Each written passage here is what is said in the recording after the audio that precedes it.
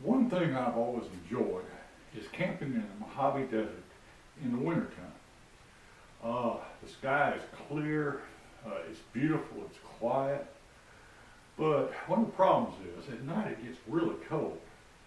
So last year I decided to see if I could solve that problem, and I bought one of these portable propane heaters, and it worked real well. And also I bought the hose to hook it up to a grill type propane tank, and it worked exceptionally well. But it got really cold one night, down below 20 degrees, and I came up with the idea of simply throwing a tarp between the tent fly and the tent, and it greatly enhanced the effect.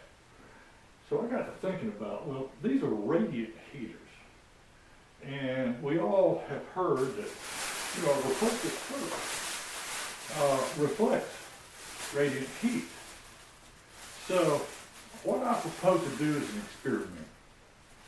I'm going to, this is called an emergency blanket, and it would reflect the radiant heat from your body. Now, it has no real R value of any kind as far as insulation, but it does have that effect of reflecting radiant heat, which helps, especially if you're in trouble. And so I got the idea, I'm going to make a tarp. I mean, I could just buy one and put this on one side, but I thought, I'm going to do an experiment this time. I'm going to take some of this here is synthetic felt. It's nearly impossible to repair. So I'm going to make a tarp with one side that's kind of flat black, and the other side reflected mylar. And then I'm going to go out into the Mojave, and using thermometers, I'm going to determine the difference between the reflective side facing inward and then using the plain flat black side. It should be interesting, and anything, of course, would help during the night in the desert. One thing I guess I should mention is I live in Georgia, so it's going to be over 2,000 miles before I can conclude this experiment.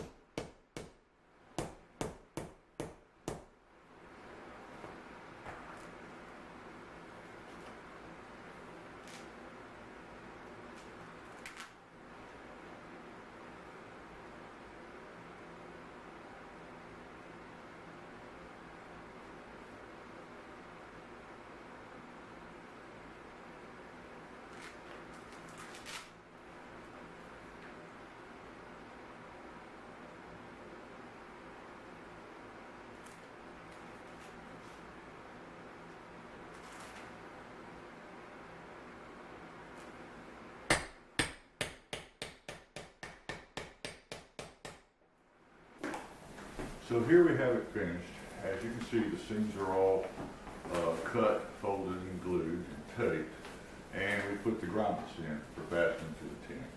It's highly reflective on one side and basic black on the other. And so we'll take it out and give it a try, see how well it works.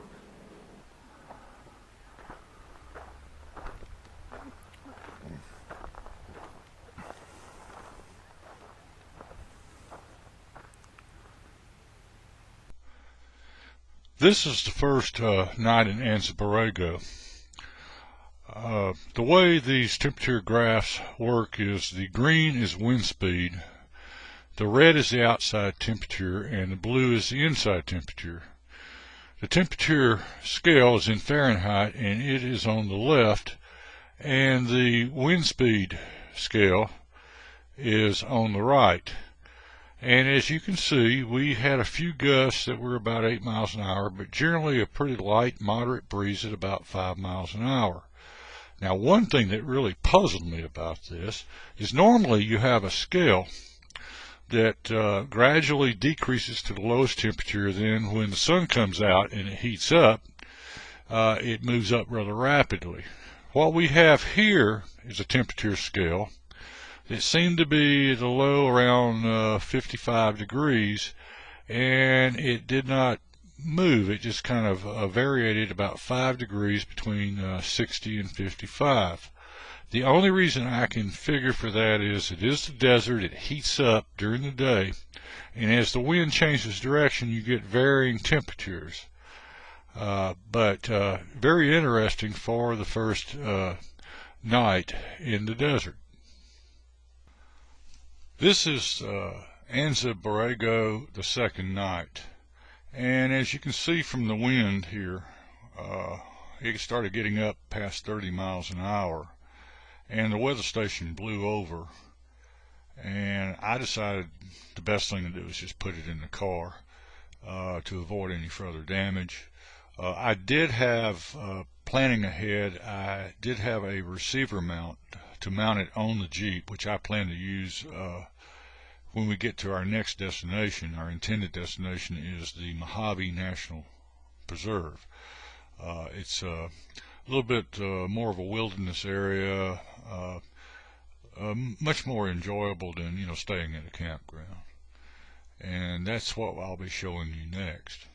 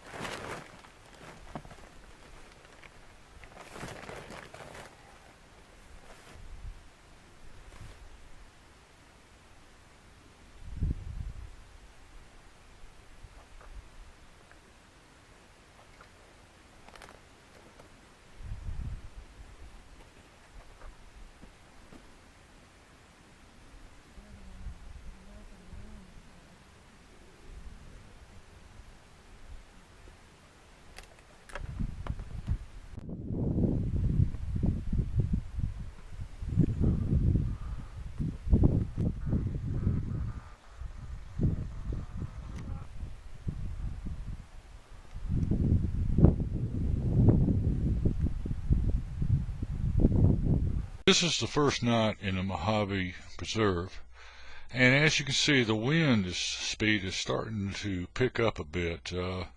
We're looking at gusts, looks like around 12 miles an hour. Also, we still have quite a bit of fluctuation in the outside temperature. It did get down into the 30s, but only for a short while. This is the second night in the Mojave Preserve, and once again we're getting temperatures that are hovering in the 50s, and we're also seeing quite a bit of fluctuation, but the biggest concern is the wind has now starting to approach around 17 or 18 on the gust there, and you can see on this graph it is starting to get a little rougher out here. This is the third day in the Mojave Preserve, and you can look at this wind speed in here and see that it's starting to pick up. It's reached into a gust of 35 miles an hour. Also, we're not getting a temperature gradient like you would expect, so it's become obvious that the weather has caught up with us. After I got back from the Mojave Desert, it became clear that I needed a more controlled series of days where I could study the temperature differences between the thermal blanket and no thermal blanket, and also the difference between the reflective side and the black side. And I looked at the weather forecast, and we had 3 days that looked perfect. First of all, the wind speed was not more than 1.5 miles an hour on all 3 days. No gust or anything like that. All of the outside temperatures were going to drop into the mid-30s. So this is the results that we got. The control has no thermal blanket. It's just the heater running in the tent. The black is with the black side facing inward, inside towards the inside of the tent, and the silver is the reflective side facing towards the inside of the tent. And what we got was very interesting. The main thing to look at is the difference between the inside temperature and the outside temperature. And in the case of the control, we were getting around 12 degrees. Now, when we put the blanket on with the black side facing inward, we got 19 degrees. And you can see it in the graph. It's a significant difference between nothing but the heater and the heater with the blanket on. Now, what's interesting is that the reflective surface got 21.54 versus the black side facing inward 19.6. That's about almost 2 degrees. I also did the maximum value of the difference on all 3. This would be the value that was the highest, and it was very similar. Difference between the black and the silver would be about 2.3 degrees. So that pretty well shows that it does work and how well it works. It wasn't quite as high as I thought it would be with reflective, but you know, a couple degrees is kind of hard to get really, just with a thin layer of reflective foil.